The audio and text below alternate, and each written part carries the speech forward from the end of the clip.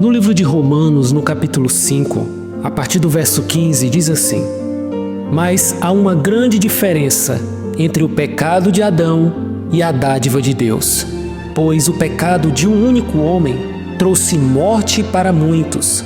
Ainda maior, porém, é a graça de Deus e sua dádiva, que veio sobre muitos por meio de um único homem, Jesus Cristo. E o resultado da dádiva de Deus é bem diferente do resultado do pecado de um único homem, pois enquanto o pecado de Adão levou à condenação, a dádiva de Deus nos possibilita ser declarados justos diante dele, apesar de nossos muitos pecados. Quando Deus criou o primeiro homem, Adão, o intuito era que o homem tivesse um belo e lindo relacionamento com o Senhor. Tanto é que a Bíblia diz que todo dia, no finalzinho da tarde, Deus vinha conversar com o homem, vinha ter comunhão com o ser humano. Essa era a vontade de Deus.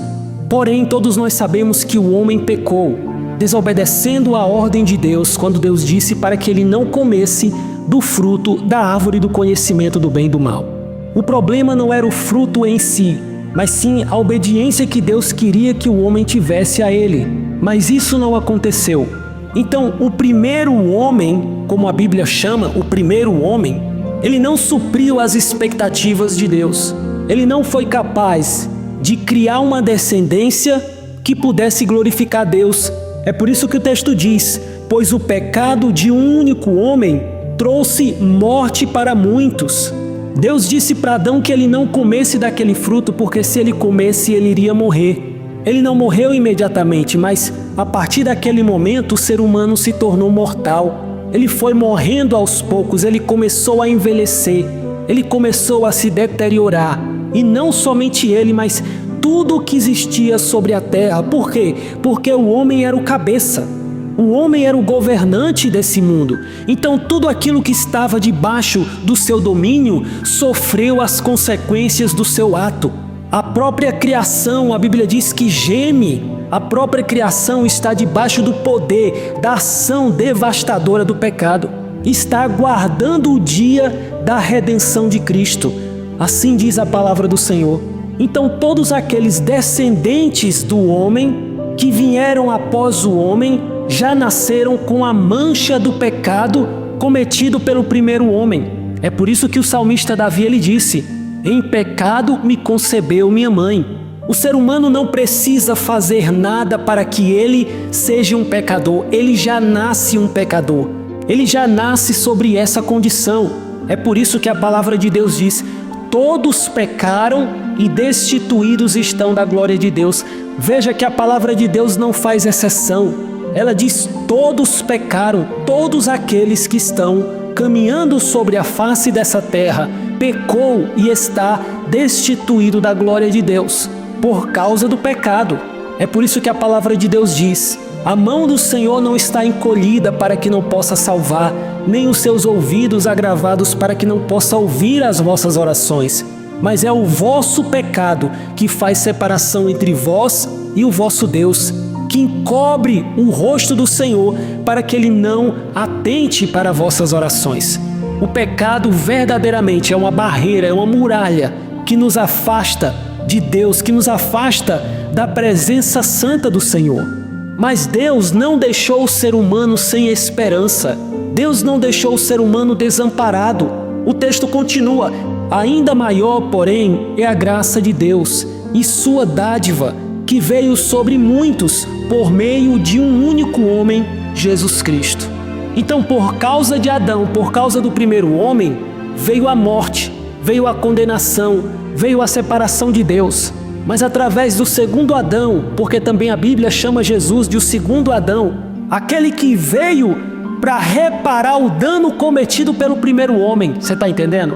Então, pelo pecado de Adão, todos morrem, todos estão condenados, mas através da dádiva, da graça de Deus que veio por Jesus Cristo, muitos recebem a salvação.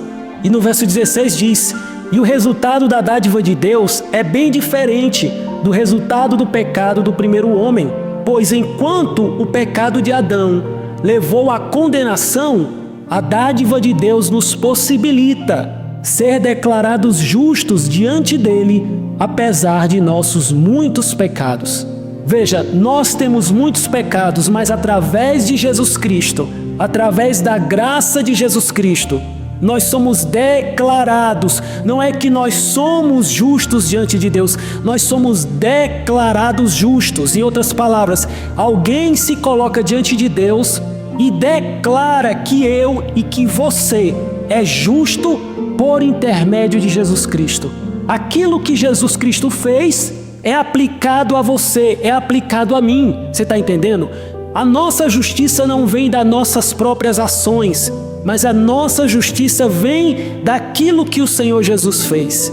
É por isso que nós recebemos Jesus como nosso Salvador, para que a justiça divina dele seja aplicada em nós sejamos declarados justos, apesar de nossos muitos pecados.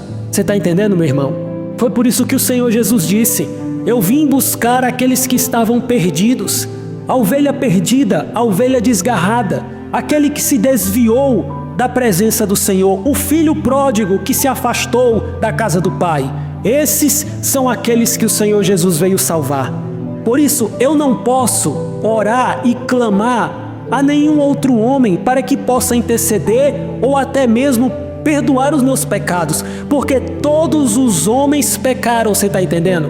Não existe um único homem, nem Paulo, nem Pedro, nem João, ninguém, nenhum dos apóstolos, nem Maria Madalena, ninguém, nenhuma das mulheres que serviam ao Senhor, nenhum dos homens do passado que serviram ao Senhor, nenhum deles pode orar, interceder, pode perdoar os meus pecados. Por quê? Porque todos também estão debaixo da mesma condenação que eu e necessitam de Jesus Cristo para que o próprio os declare justos diante de Deus. Você está entendendo, meu irmão?